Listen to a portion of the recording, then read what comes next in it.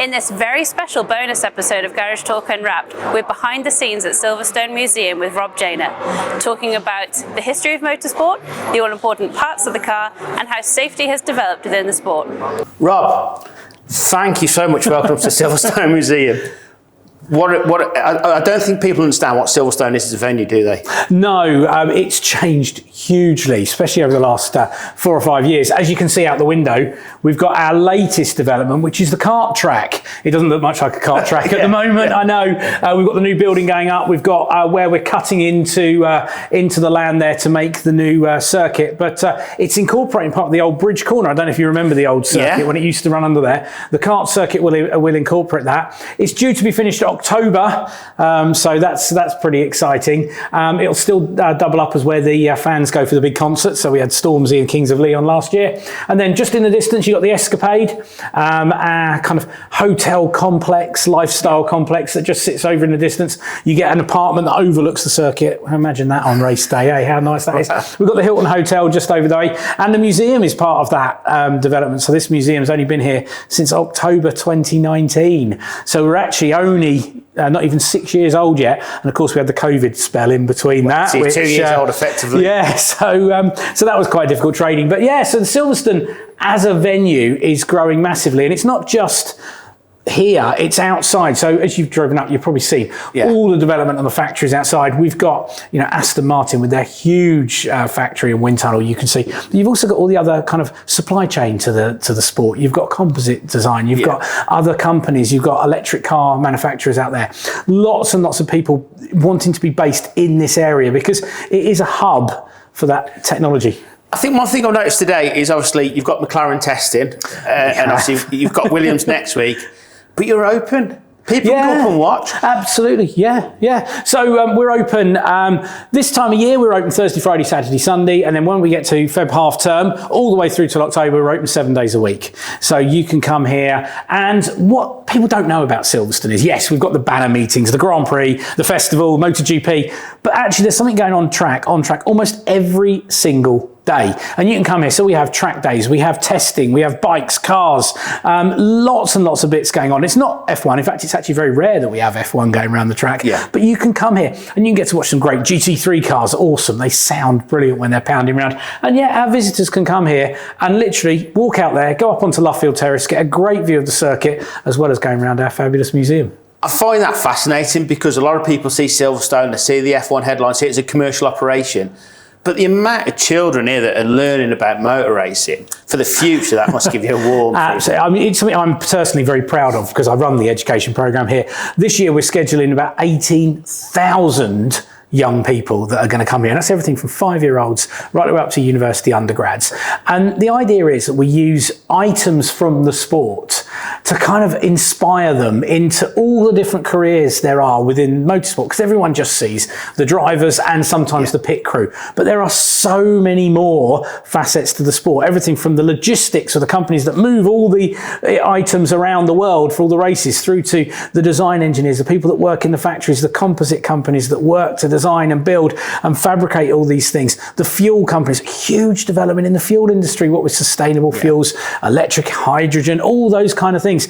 And part of our remit is to really kind of just give a light touch to actually inspire young people to say, actually there are these opportunities. There's all these different things involved that you don't necessarily always get from watching an F1 race on TV. Well, we'll let the youngsters watch the racing on there. Hopefully they've seen F1 car, because I know that testing obviously goes around every now and then. Yeah. You've brought us these fantastic tyres, and I know we've got a little bit of an exclusive on this one, so we'll leave that one till last. But let's start with these. They're Lewis Hamilton. They are. Wheels. These two here are Lewis Hamilton wheel rims. The tyres are just different examples. So we try and bring items in for young people to kind of get a touch, handle, feel, and actually just see the size of them, because just standing next to them, you can see they're quite a bit bigger than what you normally use on your road car.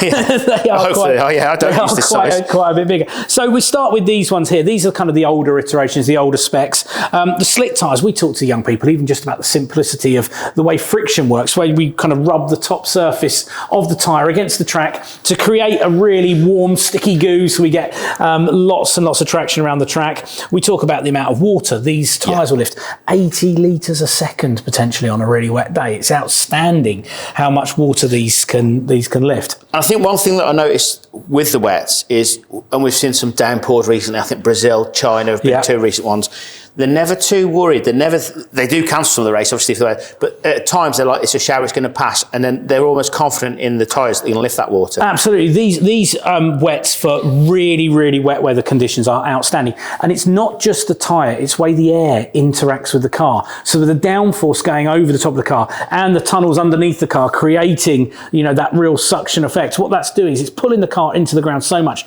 that these give so much grip. Actually, it's pretty safe to run nowadays. We do have an intermediate tyre. It's a stage in between the two. Yeah. And actually that tends to be the preferred one. Unless it gets really wet, then they'll move to this one. But, with Formula One cars, they're so complex. There's so much else going on with them that whilst the tyres are incredibly important, you've got all those other things that are aiding the driver in keeping the car stable. The problem is when they hit the cliff and fall off, as you often hear the commentators talk about, particularly with some of these slick tyres. There is a lifespan from them, and it ranges depending on whether we've got the hard, soft, or your hard or your soft or your medium tyre, and that cliff can vary between different circuits because the compound will move between different circuits. Yes, I think what some people don't realise that sometimes the hard tyre at the next venue is the soft tyre. Absolutely, yes. You have a scope of 5, and it's positioned within the 3, but it does make it a bit easier. When we're in the days of having 7 different, the hyper softs and all that, almost like chewing gum after a lap. But those kind of things we've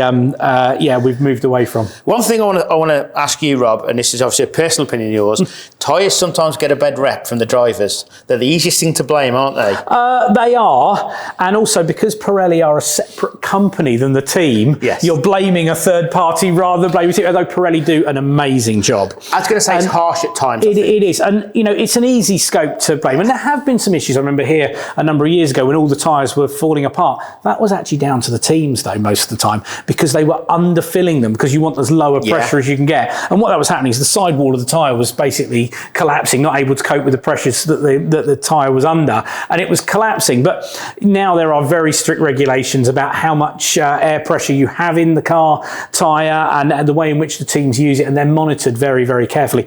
In fairness, Pirelli actually do a really good job. If you think about the performance that these tyres create, the way in which the drivers can actually get a car around a track, the amount of traction they create and the amount of grip they create, and even when they've fallen off the so-called cliff, how well they do. Actually, we're on the top end of performance, really, and they really are outstanding. And you're right, Pirelli, they do a wonderful job. They've seen off competitors in the years gone by. We all remember Goodyear were a massive part of F1, and Pirelli now are the preferred supplier.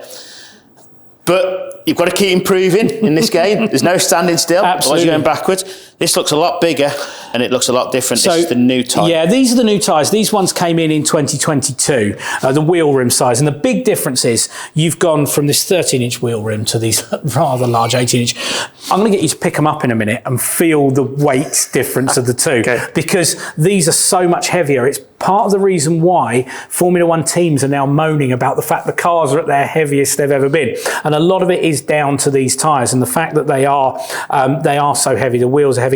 The wheels now, these used to be, back in this era, teams were developing the wheels with particular companies. Now it's a stock, one set, wheel comes from one component. What that's done is it's leveled the playing field a bit more. It helps with the cost cap. It means teams haven't got to keep developing and moving technology on. But essentially, the tyres still work in the same way. You still have to warm that tyre top surface. You still have to work the tyre. And then there's that skill of being able to not use up all the goodness of the rubber, which drivers like Lewis Hamilton have certainly perfected over the years, and others maybe struggled with a bit more, and maybe you're a bit more over exuberance with the cars, and it's where also some teams have perfected it. So some teams are much softer on their cars. They're much they can preserve the tyres with the way in which the car works. Something like Red Bull, for example, incredibly quick, but sometimes been criticised for using the tyres a little bit too much. But again, that's where drivers have got to use their expertise in managing that, and engineering comes in as well. You mean some of the shouts of "I've got no grip on the left, I've got no grip on the right," maybe a bit of a ploy and but the other thing about that, you see, that's a real bugbear of mine. Those audio pieces we hear. Sorry, we're going off at a tangent. But you know what? it's a bugbear because what people don't realise is what we hear when we're sitting at home on the sofa watching the race. Actually, there's a producer sitting behind the scenes. Yes. And actually, they're listening to all the audio, and I can guarantee you every driver's moaning about all of these different things. But actually, we're trying to create a bit of a narrative, and we're trying to create, well, this driver always moans about this, and this driver. And, you know, drivers also say things because they want other teams to give a different message. You know, oh, this driver's he nearly had me off the track. Well, that's a message to race control to say, have a look at this, get the stewards involved, whatever the situation happens to be. And also, oh, my tyres are going, well, actually, you're telling the guy behind, I'm going to be pit stopping next, when you know you're not. You're trying to false to get them to go to pit. You know, so there's that game. And I always have to take any of those bits of audio. I think I've been around the sport too long. I think you've got a lot of experience for calling it, Rob. But yes, but the best one to listen to is Brundle. He susses it straight away. He is. Martin Brundle is excellent, and you know he's not going to appear in a second, by the way. But he is brilliant, and I think it comes from years of experience, not only as a driver, but also someone who's been involved very much at the centre of it. But he's very well connected with people at numerous different teams, and you know it gives him that really good scope to be able to sit and go, look, this is my view for what it's worth, and actually it's generally worth quite a lot. And of course he's got his aid with David Croft, who's a very clever bloke and just pokes the bear. So to speak. Yes, yeah. But Rob, okay, so this has been in action now for 2 years. This is the third year. Yeah. But there's a lot changed. Yeah, so as you can see, the size of the tyre has changed in the last couple of years. The components, the way in which they work. Now, one thing Pirelli won't do is tell you how they've changed because it's their own IP, it's their own thing. So I asked Pirelli for our education sessions, we have all these bits of kit, can we cut into things? No, you cannot. They will not tell you what's gone on inside this, how they make it. I get it, they spend millions on making these tyres and making it exclusive and providing something for F1 teams. They keep it very secretive. In motorsport, it's a secretive world. I used to have a colleague that worked here with me at the museum, and she used to work at Bletchley Park, where all the spies used to work, and she had a lot of links with MI5, MI6. She came here and suddenly said, motorsport is more secret than the Secret Service. And Pirelli won't tell you. They won't tell you what's gone into it, how it's... I get it completely, but they won't tell you. So obviously we can see a noticeable difference from 3 years ago to today. Yeah. But this is 2025 tyre. What's the difference to the 2024 tyre that you can see? Well, very little at all. In all honesty, you know, it's the same thing. And this is a show one. This is one that is going to go down in March, from the 1st of March, when we can get it out there. This will be going on display downstairs in the museum, along with the other iterations of the colours. There is nothing you can see that's different. The one thing that is different, though, in between the two, is the weight difference between the two. It is stark. And this is the bit I did say I was going to get you to do this. You pick that one up. Right? Now, it's difficult to do this on camera, I know, but I want you to pick that one up now. Just pick that one up. And, oh my God. It's night Massive and day difference, isn't it? Absolutely huge difference. This is why the F1 cars have become so heavy now. Now, I know we talk about just under 800 kilos. If that was a road car, that's not very heavy at all. But in Formula One terms, this is very, very heavy. And these components have led designers and engineers to actually have quite a difficulty because you can't do anything with this. You can't change it. It's a stock component for safety reasons. Designers can't start changing the way the wheel rims are designed, changing the way anything works with them. They have to use what they've got. And this is where you then start to kind of reduce your weight in other areas of the car. It's why I'm going to show you some things in a minute. We even use stickers on overalls instead of stitching nowadays to reduce the weight in every single component. I think that's a pretty good link. We're going to have a let's go and have a quick look. We had to break there. There's a little bit. Thanks, Oscar, for being astray on the track there. Yeah, it's nice to see, isn't it? It is, nice to see, yeah. It is, yeah. And there's a lot of secrecy. Obviously, we just spoke off camera about the secrecy of the day and things like that because they don't want to give too much away to competitors. But the crowd's just flooding up there now. It's nice to see. I mean, we've got school group. You've just seen a load of primary students out there. But, you know, these test days, they're limited. They've only got a few hundred kilometres they can do, filming day. And it's nice that we're able to let people come and see the kind of thing that goes on. In all reality, it's not that exciting. It's one car does, you know, 20 laps all day. But it is nice that people get a chance to get into a sport that is quite closed off. I'm just talking about how secretive it is, but also it's difficult to access from the public side. Oh, there we go. He goes around again. But just our segue, obviously, was to the kit that the drivers wear. Talk us through it. So we've got, I mean, a bit of history lesson for you now, actually. So we've got, these are the race suits as they used to be. We wear these two reasons really: fireproof, fire protecting, but as most people will tell you, more importantly, marketing. The marketing, the logos, and this is an older race suit, and it's got the stitched logos in it, and you've got your sew on patches. You can feel them there. Nowadays, we've changed that. So the marketing is even more important because this is not a cheap sport, as we've already touched on. But we've changed things a little bit. So I've got an example of one of the slightly newer suits. I've got one of the Haas race team suits here. And you'll notice straight away, look at how they're made. So they're stuck on. All of our logos are stuck on. And the reason is we're trying to save weight.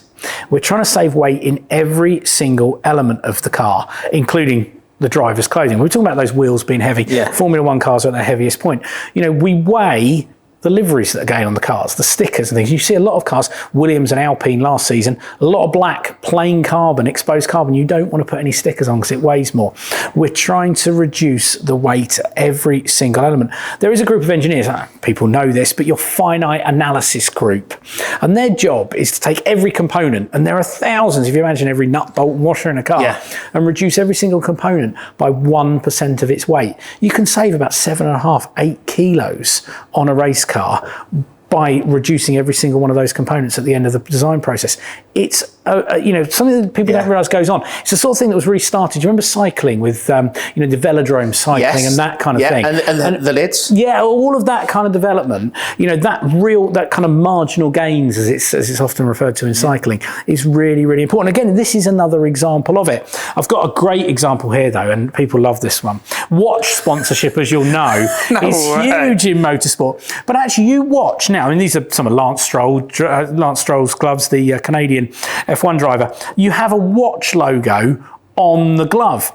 And the reason we do that, again, we want the marketing value of the watch, but you don't want the drivers wearing the watch. But what I love is when you get the drivers getting out and they get on the podium and they put their massive, great, Charles Leclerc with his big €500,000 Richard Mille, and they put their watch on, and then they're touching their face, touching their hat, getting that watch on camera, because it's a key thing to get on there. But we do that with the gloves. Again, it's another way of getting the marketing in, because we need that resource, but also reduce weight. And the other lovely bit of tech I love inside the gloves, you'll see there's a little connector inside the gloves. You see that? And what we've got is our body-worn biometric sensors. So we take our sensors, and what we're able to do is inform the driver's fitness from heart rate, temperature, all of that kind of thing. And it's a parameter that we're able to use. And we see these in a lot of sports now. You see them in rugby and the NFL. Players wearing them in their mouth guards. If they get head injury, they need to go into a concussion protocol. So this kind of tech is really, really important. Again, being developed in Formula One. And it's one of those things I always find a bit frustrating because there's so many cool things going on, but people don't see it. You don't hear about it. And these developments, that's amazing. They feed into lots of sports and they feed into lots of different things. Well, I've got an Apple Watch. So if Apple want to sponsor our channel, there you go. There you go. And that technology's on this watch. Yeah, text there. Well, if someone from Apple's watching. But I think for me, the key here is it's all lightweight. There's nothing to that. Nothing to them. But it protects them. Yeah, absolutely. And if you look from where we've come from to where we've gone to, the development's huge. The other, most of the viewers, I'm sure, have seen that horrendous accident that Romain Grosjean had in Bahrain in 2020. That huge fireball. And he walked out of that with some minor scalds on his hands getting out the car. Other than that, was completely unscathed. The carbon tub did its work. The fireproof clothing did its work. The tub's been on display in London for a little while with the F1 exhibition. But, phenomenal that the driver walked away from what essentially looked like a bomb going off. If you watch that footage of it, and I know most people will have seen that footage. So we've come a long way. And safety's developed a number of things. We've got an example of, if you don't mind, I'll give you a couple of seconds. I know what you're going to come over there. Yeah, so we've got, I'm just going to put it on this tub. Now, it doesn't fit this tub purposely. This is an old Lola tub, but I've got one there. So this is not a real halo. The real halos are so expensive. They're titanium. They actually get moved from car to car each year. They're the only component that gets used for a Formula One car. Gets transferred every year because they are so expensive. And we're in the era of the cost cap. So unless this has actually been damaged or the integrity has been compromised in some sort of way, we keep the halo as is. This is for essentially a kind of a wind tunnel or model purposes one. Aluminium. The reason it's nice and clean like this is so that it doesn't accidentally get put on a car, if it doesn't. Yeah, but I've got this one, and it just gives you an extent of how big they are. They're huge, these halos, bolted on the top there. They don't really interfere with the driver's vision at all, but they are there as that head protection. We had that awful series of accidents, the Jules Bianchi, the Henry Surtees, and some of those awful accidents with Dan Weldon and Justin Wilson in the US. A great safety feature, and one of the things that will always stay. Controversial at the time, fair to say. Yeah, very. But it does its job. It does its job. It does its job. And although I would argue not the most significant piece of safety equipment that's ever been involved in motorsport. Do you mind if I grab what I think is the most important? Now, this comes from a point of view of someone who's been lucky enough to be in race cars. I'm just going to go over here and grab the helmet. Now, the reason I think this is, so when you were back in the day, early 90s, you get in your race car and you put your helmet on. Yeah. You have your belts and they go over your shoulders, around your waist, between your legs, and a bit like a baby seat, you're nice and tight in the car. If I hit something, my head's going to go flying forward. And we used to get loads of spinal injuries, base of the skull. Now this, and we see it all the time, but no one ever talks about it. No, they don't. I think is one of the most, if not the most significant safety feature in motorsport. Hands device, you see them all over the place, from historic racing, club racing, right the way up to Formula One. Simply goes over your neck like that. You get in the car, you put the belts on over the top, the tethers attach to the post at the back of the helmet, and all of a sudden, my head can't go flying forward. The amount of head, neck, and serious spinal injuries that have been saved because of a very simple bit of carbon, it's amazing. And that, for me, yes, the halo should be in place, and yes, that saved lives. I'm not disputing that in any way, shape, or form. And I'm certainly not one of those advocates at the beginning who said the halo shouldn't be around. Absolutely, I think it should. But this, for me, is far more significant. And there were stories of drivers not wanting to wear this, and there was the awful incident in Dale Earnhardt in the NASCAR series. I don't know if any of the viewers will cast your minds back to that, and he refused to wear this kind of thing. And the argument is, if he had been wearing one, maybe he'd be with us today. I think the problem you get when they don't wear it is you don't know. Absolutely. At least if they wear it, and hopefully they do survive, you can say, was it because of that? I don't know, but I had it. It was part of my safety. Part of it. But the statistics show that head and neck injuries in motorsport have declined since the advent of this piece of technology. And it's so simple, like the best things, aren't they? So simple, and yet one of the best things. And again, it's a personal view, but I argue this is one of the most significant safety features that we have in the sport today. Oh, bow down to experience. You've been involved in this game for a long time. Okay, well, next we'll go to the engine. Okay. Now, this is a unique engine. 1 year of F1. Can anybody guess what team that was? And they produced a world champion. Is this where we say answers on a postcard? Is this that moment? Down in the comments. Down in the comments. Absolutely. But no, Jenson Button's here. Yeah, so this engine is a Mercedes engine that was used in 2009. Now, Mercedes, before they became the Formula One powerhouse that we know today, were, pardon the pun, the engine manufacturer. They were the power supplier for a number of teams across the F1 grid. Teams that are now no longer with us, Force India, people like that, and Brawn, another one. And they provided these engines, and they built everything from V10 and V8 engines. And they still supply engines to their other teams on the grid today, currently. This one, though, is quite special because this is the 2009 one, and this is one of the engines that was supplied to the Brawn Formula One team. Now, we'll talk about the Brawn maybe when we go downstairs, because I've got the actual car downstairs to see you, which I know we haven't got there yet, and we'll have a look at that car. But these engines, incredibly lightweight in comparison to your normal road car engine. You've got a 3-litre V8 engine, about 820 brake horsepower at about 17,800 RPM. Pretty quick. Which is, that's high revving. And the thing that we've just seen Oscar going around the track in the McLaren.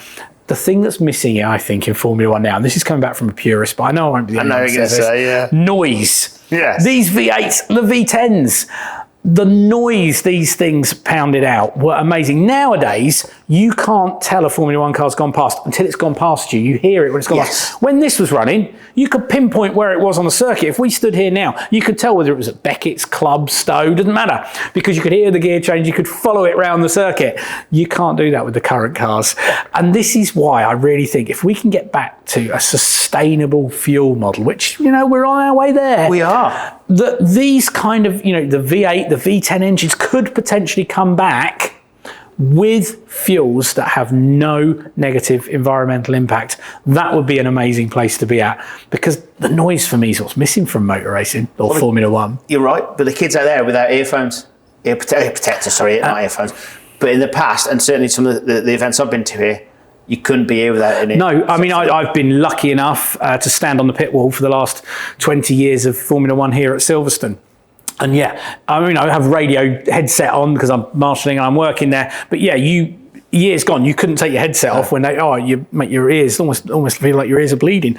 Nowadays, we can have a conversation while they're going past. Never used to be the case. Rob, we're happy to come and have a conversation with you on the pit wall at the F1 event if you want us to. If I could arrange that, I would. If I could arrange that, I would. But it certainly isn't. There's a few media partners that'll say that. Yeah, absolutely. I have a I have a very privileged role that we've built up over a number of years. I know that, and how lucky do you feel as a person, especially I know you do a lot of events, but the F1 events, how much of a buzz does it give you? Yeah, the F1 is very special, and you have to pinch yourself. I mean, I say to my team of guys, and I never take for granted that I'm going to be in that position, because we have a lot of volunteers, and from the marshalling point of view, that do it.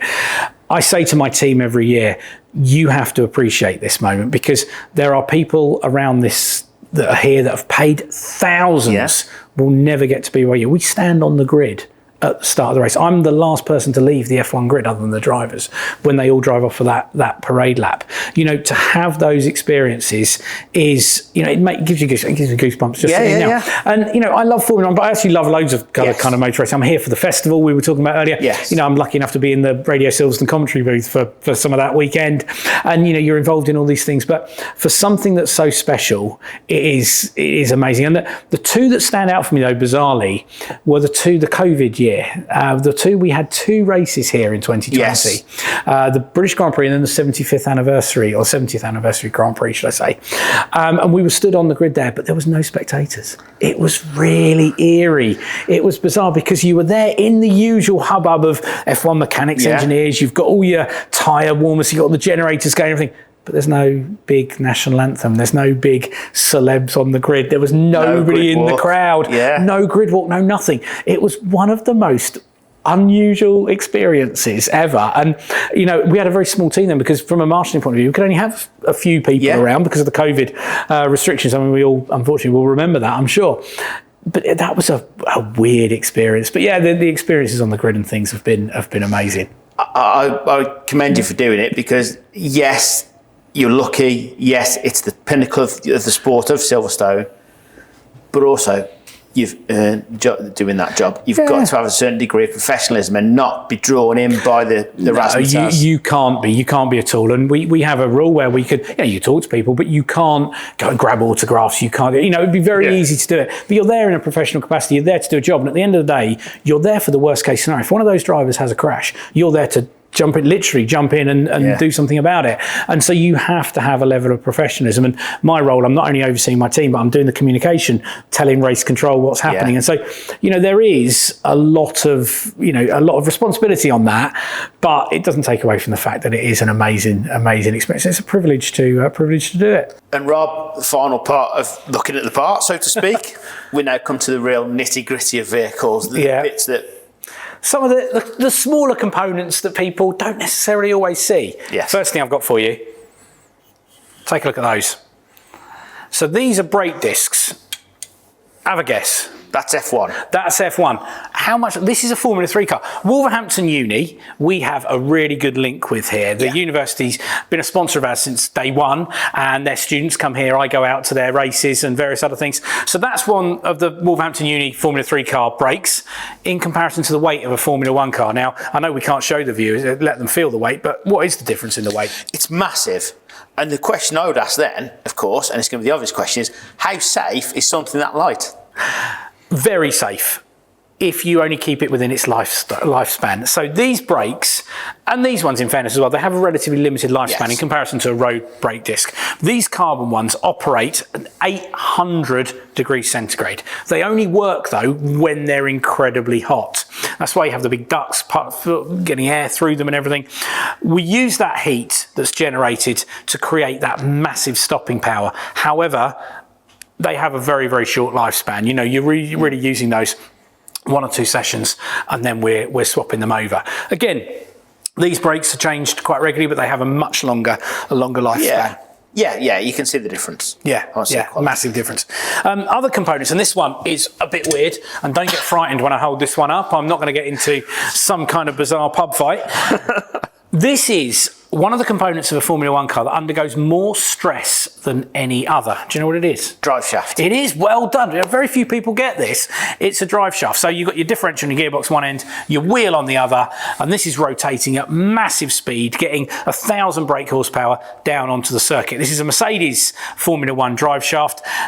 A really high tensile steel, undergone numerous processes to make sure that this is not only manufactured in the right way, in the correct way, but also doesn't lose any of its integrity. Because, you know, I'm sure some of your viewers will know, the more you have with a pipe, the more, the longer it is, the more change you can get, the more the change in the middle, the dexterity will change. Well, this has undergone so many intense processes to make sure that this it retains its integrity throughout the entire race distance and beyond. These will be used for a number of races on the bounce. Well, quite often you get grid penalties for different components being changed. Yeah. So they have to last quite a while now, don't they? They do. And the other problem with these are they're so strong. When you get people like Charles Leclerc at Monaco, you hit a barrier and it may feel like a bit of a light touch. That's so strong, it puts so much force back into the differential and the gearbox. You sometimes cause issues with the and you may remember that famous Monaco Grand Prix from a couple of years ago. He got pole position. They didn't investigate, and he was driving to the grid. The gearbox had gone because this drive shaft had basically gone into the diff and caused some damage. A product that's too good. Almost too good, but amazing. It's a simple thing, but actually there's a heck of a lot going on with the manufacture of that. And on the parts, what's the difference between track and street circuits then? What, in terms of what we would use for wear on them? And generally street circuits are a little bit easier because they're often, I say that, although you now look at Singapore and Las Vegas, they're incredibly quick circuits, but generally circuits like Monaco are actually lower wear on components like this. However, when you're going through multiple gear changes as you would do at Monaco, there's different stresses and strains. There's far less aero strain on a car at a circuit like Monaco because you're not going as quickly through the corners. You come somewhere like here at Silverstone or Spa, you know, the strain on components like suspension components is far, far greater because you've got much more G-force going through the corners. But let's be honest, there is no circuit where there is not a level of strain. It just varies depending on the type of components. And the other component that we haven't really talked about other than some of the safety is the driver. There are some circuits where you go to Singapore, for example, with the really high humidity, incredibly long race, that will be far more wearing on a driver than coming somewhere like here, for example, at Silverstone, a circuit where they're generally quite used to. The race is often, if it's dry, an hour and 20 minutes, hour and a half long. It's far less taxing than going somewhere like Singapore when you look at them getting out and they're taking their helmet and balaclavas off and they're dripping with sweat and looking pretty worn out. So it can vary. Monaco, if it's wet, the race can easily go over 2 hours if it manages the whole race distance, and that can be far more fatiguing, keeping your concentration going. So there's that physical human interaction which is quite important as well. And I think that's why we admire Alonso and Hamilton at the age they're driving at, and I know they've got a lot of experience, but physically it must... physically, absolutely. And the other component again, on that human side, is our pit crews. Yes. You know, if you've got races where you're constantly needing to change your tyres, well, they've got to be on it. They're fit people, you know, their health is monitored just like the drivers, their physical awareness, you know, they're travelling massive long distances. They're not necessarily travelling in quite the luxury some of the drivers might be, but they're having to go through all the different time zones, and then they're having to perform, and it's quite explosive. If you've got a race that's wet, dry, they're having to change, your driver's broken a front wing, they might have to do multiple pit stops, and those kind of things are really another factor. There's so many different facets to it. It's a machine. It is. Right, do you want to have a quick look at something that something I bet you weren't going to think you were going to be looking at today. So this is one of our F1 pedals. Yes, it's oh my God. There's nothing. Play catch with this. Yeah, there's nothing to it, is there? No. Nothing to it. So it's designed around keeping the driver's feet in position. Normally in a Formula One car, you would only have two pedals, brake and accelerator, because the clutch is done through the steering wheel and the components like that. So you just have these, but there is nothing to it. We're trying to keep the weight down. Now, a component like that will see out the life of a race season, hopefully, unless there's been some kind of impact where there'd be some kind of break or fracture. But yeah, again, cleverly designed, ridiculously lightweight, isn't it? Because it's driving other components, isn't it? So there's no point in it. Yeah, it's literally that. And then the other piece, and again, you thought that was light. So I've got here Max Verstappen rear wing end plate, Red Bull rear wing end plate, Formula One piece. Before we talk about it, just take hold of that. Just nothing to it, is there? Nothing to it. Now, a couple of bits I want to show you. I don't know if we can get the camera on close on this. You've got different types of carbon fibre in here. So if you imagine the wing would sit upright like that, and the top layer of the wing sits across here. Yeah. If you look at the weave of the carbon at the top there is a really tight weave, where the pressure of the wing would be. And then in the middle, which is essentially just holding the advertising stickers on, you've got a much more open, squared carbon weave. And the reason we do that is this carbon is fractionally lighter than this carbon here. So we're able to not use the high pressure carbon at this point down to the more open weave. It's levels of detail that they go into in here that's amazing.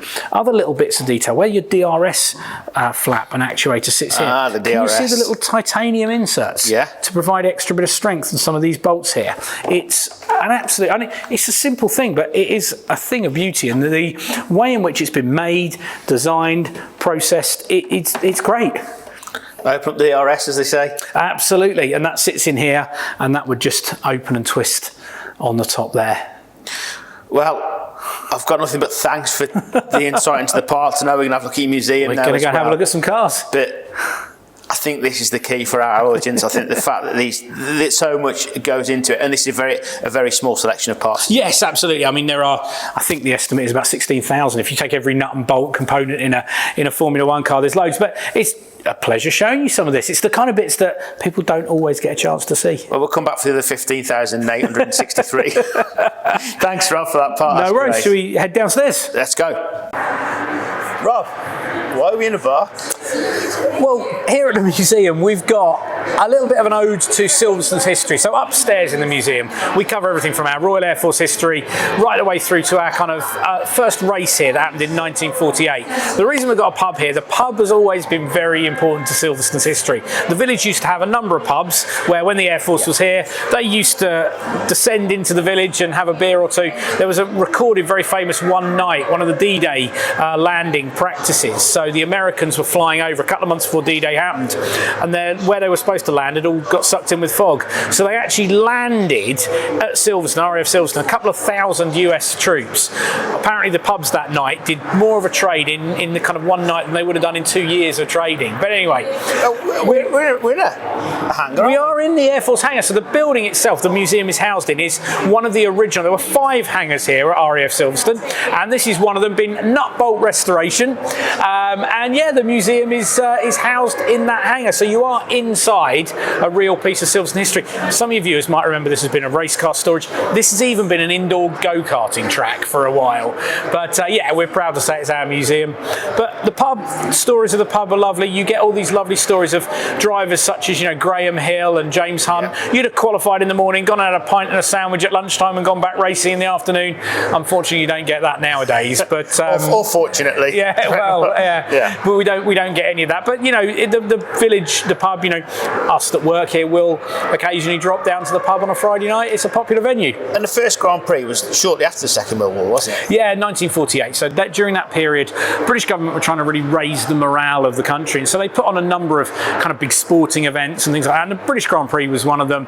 So they invited teams from over Europe, and the first race was here in October 1948. It was all planned and delivered within about 6 weeks, so nothing like the huge event. However, 100,000 spectators came here for that first race. 2 races. There was a 500cc, what became Formula 3, and then the Grand Prix race. And there was one single track road in and out of the circuit back then, so I imagine the traffic queues were quite substantial, but very, very well attended. And then 2 years later, May of 1950, we held the first ever FIA Drivers' World Championship race here, May the 13th, 1950. So we're about to start celebrating 75 years of Formula 1, because it all started literally the other side of where we're stood now. The start line was literally ran right beside this building where we're stood now, and it all started just out there. And of course, Silverstone obviously still has the Grand Prix now. It's seen a lot of other tracks off, so to speak, seen a lot of politics in the F1, which we won't go into. How has it survived? Because it's quite a success story, that is, isn't it? It is now. There has been some very different. You talk about the political things. Actually, it was a genuine issue at times when the Grand Prix was being looked to take to Donington. There were the debates between Brands Hatch and Silverstone. It's been very, very checkered history, and there's been economic turmoil that's hit that as well. We think back to the kind of crashes we've known economically, 2008, and then the COVID years. It has been a challenge. What Silverstone has been able to do is diversify, as we talked about earlier, with all the other kind of facets of the operation. So having a hotel, which means you can have big corporate functions in that wing building, because above that wing we've got all that corporate area. You've got the escapades over there. We've got a school, secondary school, Silverstone UTC on site. We've got the museum. It's a visitor venue people can come to. We've got the karting circuit about to open. Another facet of making Silverstone more of a business park. But the other thing that's always been a mainstay is 7 of the 10 Formula 1 teams have a UK base. Many of them are very close. Aston Martin are literally where we've just been stood. You can see them out the window. They're all in this area. Motorsport originated, if we talk about Formula 1 and the Drivers' World Championship, it originated in Britain. It originated here at Silverstone.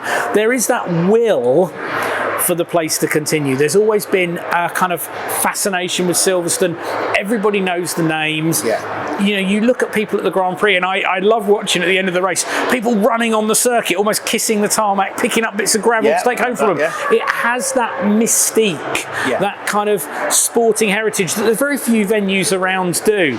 And that's what makes Silverstone really quite special. I know you've always got to stay ahead, but I think you are actually, everyone says Silverstone Village, it is a village in a complex, isn't it? That's the village itself is a village. It's been here for years, long before the circuit was here, so the village is here. But Silverstone as the business park just across from us now is much enlarged and is continuing. You can see the building work as you came into the museum for the new areas. So that business park is growing, but also in the local towns and areas as well. Milton Keynes got Red Bull, but also got things like ATL, the company that make all the fuel cells for Formula 1 and many other motorsport and MOD things. They're all basically, you've got so many other tech industries, composite industries, manufacturing with composites in and around this area, and that expands from Silverstone out into your kind of East and West Midlands area. Shropshire. Absolutely. It expands out into lots of different areas, and one of the links we have, as I mentioned, is the University of Wolverhampton, and part of the reason is actually they see Silverstone as a technology hub, and also a centre as an area where the young people that get a qualification from the university are potentially going to come and work. So it makes sense to partner with organisations that are in this area. I don't think I've ever seen Silverstone grow as much as it has done over recent years. I know it's always moved forward, but I think the expansion now, and I think you're far and away ahead of any other area in the UK, but certainly a large part of the world as well, because now it's not just about the Grand Prix, it's not just about the motorsport, it's about youth, it's about education, it's about teaching, isn't it? Absolutely, that youth and the education side of things is huge. Our education program here has grown massively, but that's just a small part of it. You've got so many young people who are interested in the sport, and they've been driven there from, pardon the pun, the Drive to Survive audience. You know, because that has had an impact. Love it or hate it as a TV show, it's brought a new, much more, you know, there's no gender bias anymore. The amount of young people we see coming here, male, female, we see huge differential in terms of comparison to what it used to be. The younger people coming to watch motorsport, and yes, Formula One is the hook, but we're then able to talk about some of the other areas, some of the technology, and people are interested in working in it, and it all comes back to that wider education support that many of the industries around here. We hold a careers fair last year. 850 young people came to. I think we talked about it when we were in Birmingham. We did, 850 people come out, and I've now got companies contacting us saying, we heard you did this, are you running it again in October, can we be part of it, because we want young people. And that's what I really wanted the situation, and that's only we're about to have our second one ever in 2025, and I've already got people biting hands off. So we've got 3 or 4 Formula One teams sending people. DHL, huge logistic partner of Formula One, they're sending that, but they send their graduates and their apprentices, which is great because the young people get to see, actually, this is what I can do, this is where I can go. Universities send people along.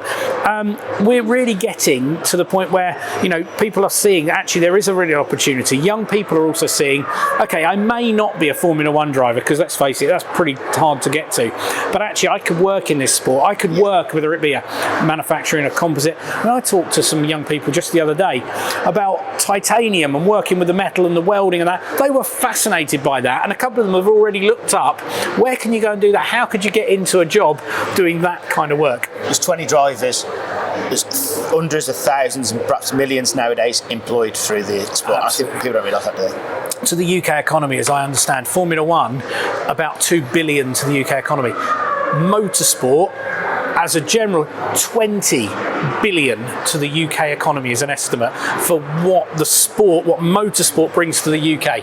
It's huge. And we're here on a day when the economy apparently has grown. We're not going to get into politics, but without that, it would certainly shrink a fair few percentages, Rob, I think. Yeah, and but it's not just the motorsport, but what it supports. So, for example, I know a number of motorsport manufacturing bases, composites, things, but they're also having huge contracts with MOD companies. And other companies based in, you know, renewable energy is another one where, you know, a lot of the skills are transferable. I work with university students who've gone onto a motorsport engineering course. The vast majority of them never go near a racing car when they're finished, because actually they've found a niche or an area that they really want to develop, and actually they can be more creative or follow the kind of career in outside of motorsport, but they've used those kind of technology skills that they've learnt to go on to other things. Enough about today. Let's have a wander over. Let's have a look. Go back to 1948, when I don't think either of us were around, and let's go back to the first Grand Prix. Rob, one of the first ever cars on the track here at Silverstone. It is, it certainly is. It's one of absolutely one of my absolute favourites here, and I have a lot of them, but this one is really precious. This is a Cooper Mark II, 1948. It's quite a famous car because it was in that first race here at Silverstone. But the reason this car was made famous, drivers such as Sterling Moss started their career in this. Bernie Eccleston, I'm sure people will know that name, started their racing career in one of these. Ever so simple. Ladder chassis, as you can see inside. No seat belts, quite exposed. You've got a fuel tank sitting up here, and then if I open this up for you, you've got a very simple 500cc single cylinder Jap engine, chain driven, as you can see. I've got one on my bike. Yeah, you got one there, absolutely. Driven by a Norton 3-speed gearbox, so it's kind of sat in just in there. An incredibly simple machine, but it enabled people to go racing at a time where you know, money was tight. Also, for things like metal was actually quite hard to come by. So you saw some of these cars being made of all sorts of different components. And the 500cc cars at the time, some had the engine in the front, some were in the back. It certainly wasn't a stock formula. There were different types of engines that were used, but the Jap was generally seen as a good balance between weight and power. There was a BMW engine, a bit more powerful, but often was very, very heavy. Dangerous in that you've got your fuel tank above your engine and your exhaust. Yeah. And they're lovely photos of cars like this being filled up with someone with a filter over their, a funnel over their shoulder and a cigarette Like on the go. yes. Yeah, often the case. However, there's some quite modern thinking. Engine in the back. Yeah. It was another decade before first Formula One cars appeared with the engine in the back. Again, it was Cooper that did that. 1958, the first Formula One cars like this. Also, just under where your arm is there, you'll see a little piece of metal. Well, that is a funnel to pull air from the underside of the car to feed the engine. Actually, that kind of technology was taken from some of the aircraft in the latter part of the Second World War, and it was a really useful feature, and it kind of showed that whilst this looks simple and very basic, we've got quite forward-thinking technology going on with this kind of car. You can see the aircraft kind of shape. Absolutely, yeah. Fuselage kind of look there. It's a lovely, lovely car. As I say, it's one of our oldest here. It's not the oldest we've ever had here, but it's one of our oldest, and it's so significant for Silverstone's history. And that's the switch. Yeah, on off. And yes. Yeah, although they were incredibly unreliable. If you read the report of that first race here in 48, the flag dropped to start the race and only 4 of them left the grid. And the others, the marshals had to run out, or the drivers jumping out and push starting them, and incredibly unreliable. The other thing is, you look how wide that seat is. It was quite common for drivers to fall out. Because, this would have topped the dizzy heights of 65, 70 mile an hour. But you imagine 65, 70 mile an hour on a car like that. Yeah, absolutely. It's quite a dangerous thing. The other thing, just behind you, I'm not sure if the camera will pick it up, but you've got that lovely wing mirror mounted to the top of the suspension there. I mean, utterly pointless, because that's just going to bounce up and down all the time. So as a mirror, but that was part of the regulations. You had to have a mirror, and that's where it was attached. And you've got to put your head out to see it. To see it, yeah, absolutely pointless. Absolutely pointless. Rob, you are a museum, and we could talk all day about everything here because it's sweetly. Let's do a general look now at the history and why the museum's up. So we're obviously in the main area here. Yeah, we are downstairs, and any museum has its chronology, its timeline, and this is ours really. So we start from the 1940s, 50s and 60s here, and we move through to the 70s and 80s, and then we move up to the modern day Formula One type activities there. But we're not just about Formula One. Yeah. We've got everything from Silverstone's history here. Well, I say everything. I haven't got a truck in here from when they used to do truck racing, but we've got bikes in here. We've got touring cars, very famous touring cars just over there. We've got karts from when we used to race karts here. We've got motorcycles, and if any of your audience are Barry Sheene fans, I've got a real treat for you, which we must have a look at in a moment. There's a name from the past. Absolutely, and what a character as well. But it's not only that in the museum, this timeline and this wonderful suite of cars. We've also got a tech lab just behind us, and that gives our visitors the chance to look at some of the technology, kind of the bits we were talking about upstairs, maybe not in quite as much detail, but certainly gives everybody the chance to sample what's under the skin of our race cars. Just behind us here, we've got our pit lane, and that area gives our visitors the chance to experience a little bit of what it's like to run a race meeting. So we've got everything there from race control, marshalling, medical, commentating and media. We've got all of those kind of things there as well. So whilst there's some great cars and bikes here, we've got all those bits. And the final bit I must mention is our archive. So we house the British Racing Drivers Club archive here, and we've got various items on display from there, from things like trophies, race overalls, but also one of my favourite bits is our sign-on sheet. So up until 1995, drivers used to hand sign on. Drivers had to. Drivers had to. So they used to do a morning warm-up, then go to a briefing. If you've watched that Senna film, you'll see some of the shots of those driver briefings. And then they used to, at that driver briefing, used to hand sign on. And we've got those hand-written sign-on sheets in different cases around the museum for people to look at. And you look at the list of names on those, you've got everything from Ayrton Senna, Mika Hakkinen, through to Niki Lauda, James Hunt. There's some glorious things that we've got on display here. They were all friends in their briefings, of course. You never see any animosity. No, not at all, not at all. And if you go back to that Senna movie and have a look at that, absolutely, it was could be quite fruity at times. But I mean, yes, but the thing with motor racing as a whole, yes, they're up against each other. Senna Prost was the biggest rivalry probably ever. lot of respect there, though. There has to be respect. What you're doing is a dangerous game. But not only is it a respect from the competitors, the drivers, or the riders that are doing it, there's also a lot of respect from the people that work in the industry, because we all know how long hours you have to put into this. Yes, we get some perks. We get to be involved in some of the best sport in the world. But actually, we have to put in, and lots of people do, but immense amount of hours, a lot of travelling that goes into it. There's a huge amount, I talk to media people quite a lot, and there's a amount of respect for everybody does these things. And as you alluded to earlier, you have to be professional at all times. Yes, sometimes you're in a star-studded environment, but you have to be very level-headed. You have to be very, cool, calm and collected. And here at the museum, we've done lots and lots of big name things. We've had Channel 4 here, we've had The Apprentice, we've even had Tom Cruise sat right there for an evening doing an interview with Channel 4 crew and things like that. But you have to be level-headed, you have to be professional, and there's a lot of hard work and there's a lot of respect that goes in through all of that. There is, and of course we've had Verstappen versus Hamilton recently, but again, you've got Verstappen versus Norris is coming through, but they're still. Well, let's hope it's Hamilton, Verstappen, and Norris next year. Well, that would or this year, should I say? Yeah, that would be great. And all they're trying to do is gain an advantage, but they all understand that they're driving vehicles at phenomenal speeds. It's a dangerous sport, and they'll respect each other. Absolutely. The difference, I think, that between now and back in if we take the Jackie Stewart days, for example, and the Jim Clark days, the drivers aren't a community amongst themselves in the same way anymore. Yes, there's respect, but you used to get a period of time where drivers travelled together, and yes, you get a bit of it now, but nowhere near to the extent where they'd all be, the week after a race, they might all bring their partners and go on holiday together, and you've got that footage of them sitting around a pool together and all that. That kind of community isn't there. Yeah. But then part of that isn't necessarily through will. It's through, all of the effort they have to put into the racing, but then their fitness, but also the media activities they have to do, the sponsor activities, the team activities they have to do. Time is, of a racing driver, your time is minute by minute managed every day. And it's so difficult. We've never had such a long programme though.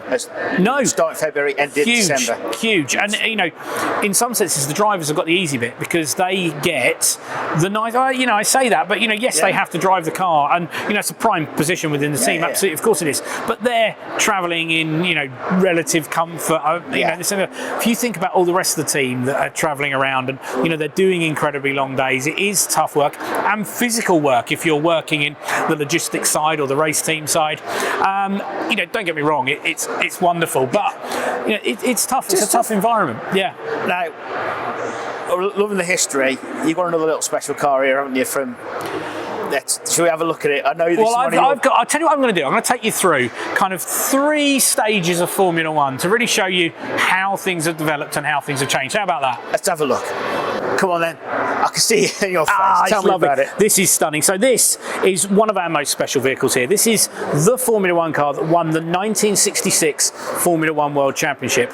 What a year. Brabham BT10. I'm sure you're referencing football there, aren't you? But more than Eric Cantona was born, he played for Man United, but that's a personal preference. I was going to say, unfortunately, it's not a sport I follow. But anyway, 1966 World Championship car, and isn't it a stunner? Look, that cigar shape, that classic Formula One look, exposed engine, exposed gearbox at the back. You can see where the engineering's going on. You can see how everything works. But taking you inside this car, this is where it gets a little bit more challenging. So as a driver, you wouldn't have had these harnesses that we see in here today. These have been put in for modern racing. You've got a manual gearbox here. Okay, you've got your dials and you've got your steering wheel. Now I'm going to bear in mind this car would have done 165, 170 miles an hour. Yeah. On circuits like Spa, the Nürburgring, that had trees on the outside of them. As a driver, you're sitting in here. You see these metal boxes? Yeah. Well, they're the fuel tank. And it's a single skin aluminium fuel tank that goes right the way down to the feet. And for some cars, there was one that sat across the top of the thighs as well. So as a driver, you're sitting inside a fuel can, basically. 160, 170 miles an hour with tree-lined circuits. It's no wonder that Sir Jackie Stewart once made the comment, to be a Formula 1 driver in the 60s and 70s, you had a lower life expectancy than a pilot in the Battle of Britain. And you can see why you had to be proper brave. And whilst I love this car and it looks stunning and it's great, proper dangerous and proper brave to drive these things. You did mention the great Barry Sheene. I saw you raise a smile. So we've got his 76 and 77 championship winning bikes there, but the bit I really want to show you, we've got his racing leathers. We've got a hand painted helmet you see here. Now back in the day, the riders and drivers only had one or two helmets a career really, not like in today's world where they have lots and lots. But can you see, the bit I love is this original, can you see the hole at the front there? Yeah. Now you'll know Barry Sheene was a bit of a character. He liked to drink, he liked to smoke, he liked to meet lots of girls. You're not going to tell me that was for a cigarette. He used to drill it himself so he could put a cigarette through, calm the nerves on the grid before racing. That's what that hole's for. It's a piece of history, and that's why it's in one of these lovely cases. But you know, it's one of these little bits of history that we've got hidden away here at the museum for people to come and explore. Thank you for that. That's incredible. We've only gone forward 6 or 7 years here, Rob. So much has changed. Let's start with the front wing. Yeah, so this is BRM. This is Niki Lauda, Austrian legend, and what became 3-time Formula 1 world champions. First point-scoring car. But yeah, first big change, front wing. Nothing on that Brabham. Huge front wing here. We're in that area of we're starting to develop aerodynamics. Yes, that previous car was nice and sleek, but now we're using the air at the front to not only push the car down, but push these now slick tyres into the tarmac, giving the driver far more grip and stability going around the corner and make the cars far faster. The tyres you mentioned very brief there, they've developed a lot as well. Yeah, so we've got slick tyres. Interesting, when we get to the back of the car in a minute, you'll notice the size difference between the front and the back. Yes, they are a little bit different. Even up until to kind of 2021 era, they were a little bit different. But yeah, stark difference in the size of the tyres. But we're developing that idea of a slick tyre.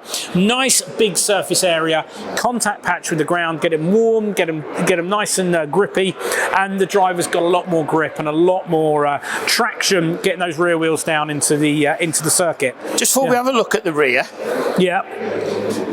Have you painted this? I know, it's brilliant, isn't it? So this has been really well restored, this car, but actually this bit of paintwork is original.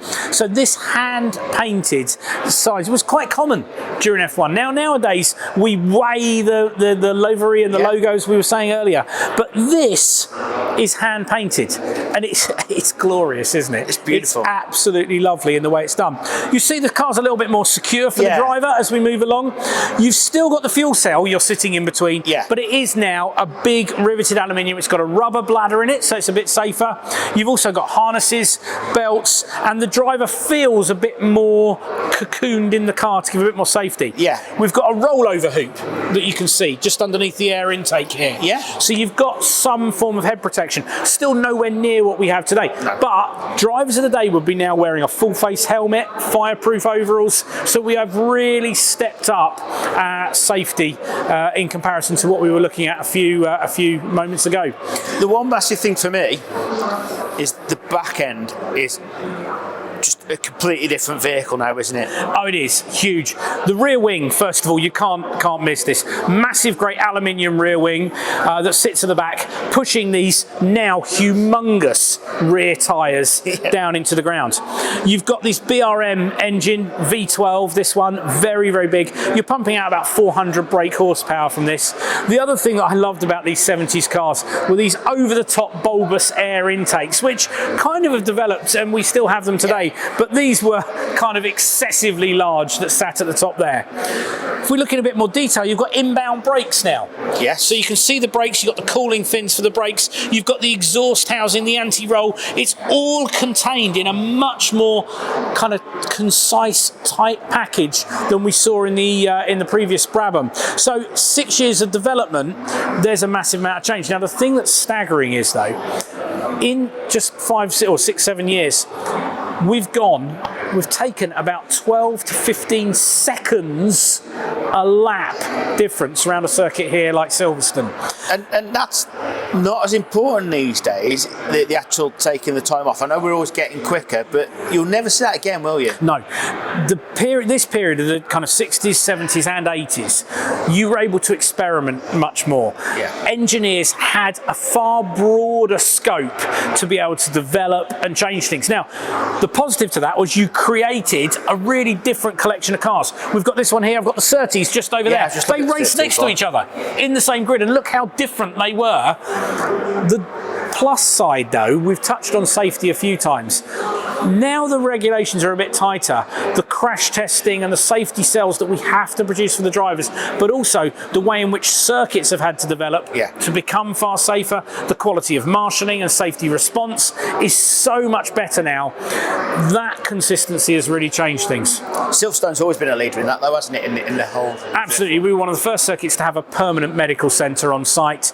We've always had a good, strong marshalling community. We've always had good medical facilities here. And BRM, funny enough, the car we stood here, were the first company to produce the mobile medical unit that they took round from circuit to circuit, particularly in the European Grand Prix, basically on the back of a truck.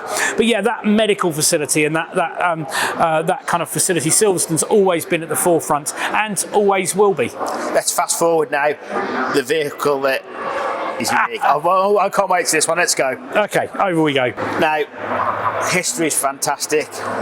One thing I remember from the F1, 1 year of Brawn.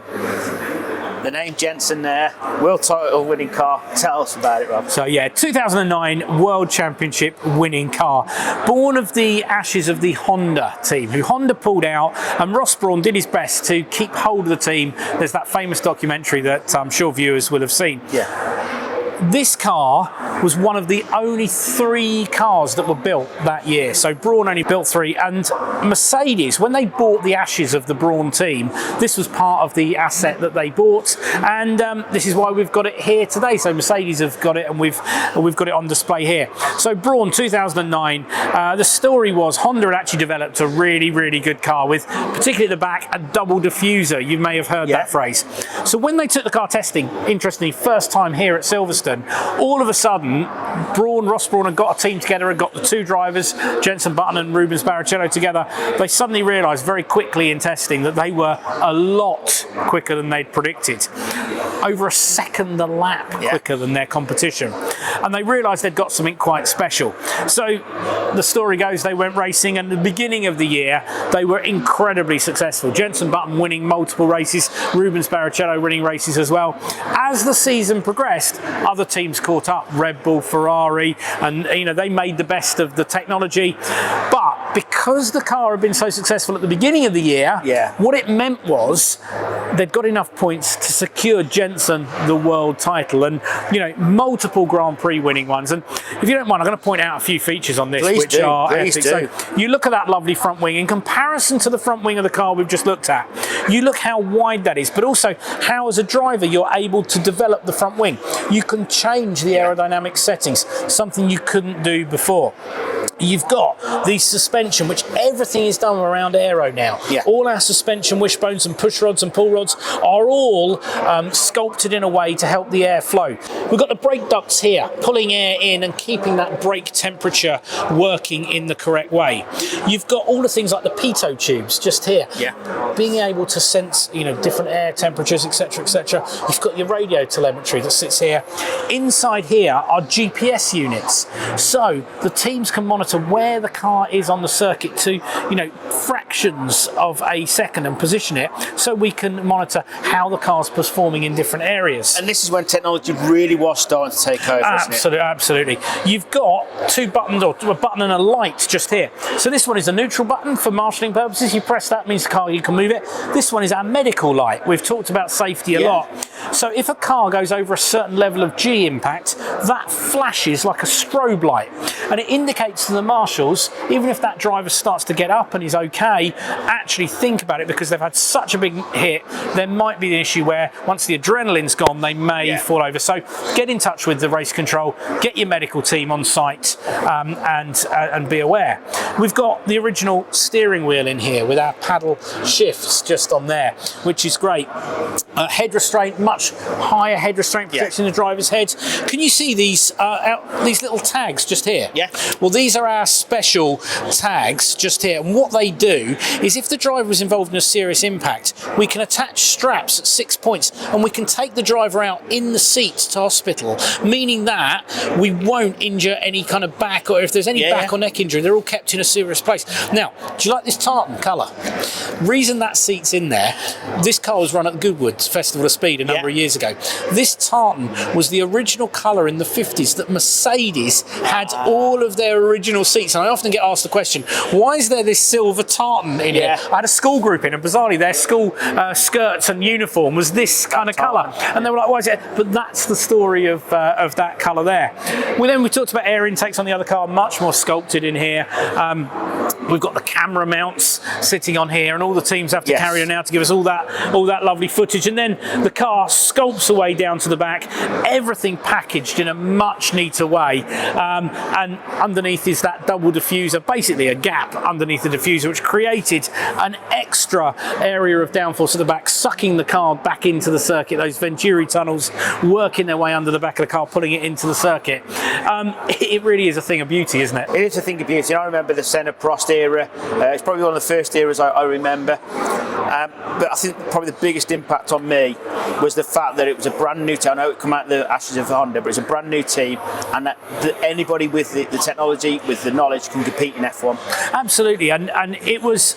I don't think we'll see this era again, though, because I don't think that perfect storm of a team pulling out and all of that development had gone on and been created. But it is a story, isn't it? And it's great to see the Keanu Reeves documentary that's been out talking about this, and it is a real pleasure to have it here. And I'm just going to point out something else to you. See the little cart at the front there? So we've got Lewis Hamilton's at the back, and we've got Ant Davidson, the Sky pundit and commentator. That's his cart just at the front there. Well, Ant, he loved having the cart here because he was test driver on this very car. So to have his cart next to the car itself is really quite a nice story to have there. And I think for me, what I'm thinking now is the cars of today, how will we be talking about them in 15, 20 years? Because obviously this is now 16 years old. 16 years old, yeah.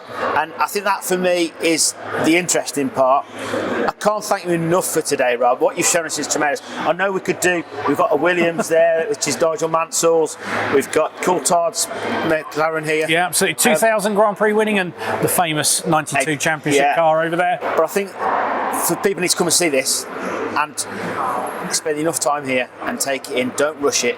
It's a hell of a place. Yeah. Congratulations to you. Thank you. And one thing to do say, if you're into Formula One, we've got a great display coming across 75 years, or the celebration of the 75 years of Formula One coming, which starts in May. We've also got a big sports car display that I'm working on, which is going to be a big centrepiece, which no one's going to expect to be here. I'm really looking forward to launching that in April this year as well. So that's something to really look out for.